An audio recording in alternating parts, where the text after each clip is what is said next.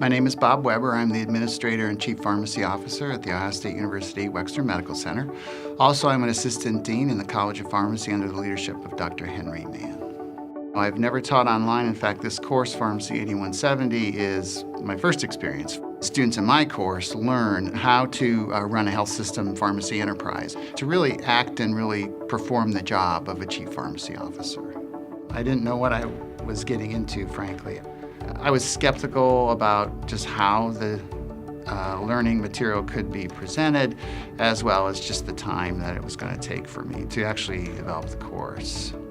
So the first thing I did developing the course was I sat down and I said to myself, if I'm going to offer this as an online course, I might as well think broadly about the course and think about the goals and objectives of the course and essentially revise the course. And so what I did was I took a piece of paper and wrote a roadmap of the course, essentially each week what I would cover.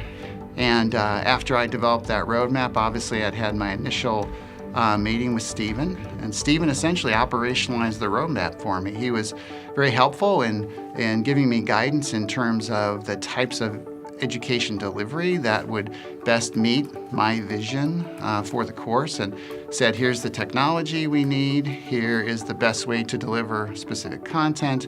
It sort of flowed right after the roadmap from there. I think the favorite part for me was the creativity that it brings to you as an instructor, and actually meeting with Stephen and others here in ODEE gave me a very different view of the types of education and way it's delivered. To me, was the most exciting part of the course. When we talk about distance education, the first sentence that comes out of my mouth is please keep an open mind, because it is a very different way and a very positive way of learning. I would also give advice to instructors that they should understand their course. They should understand their content, and they should be clear as to what content they want to deliver.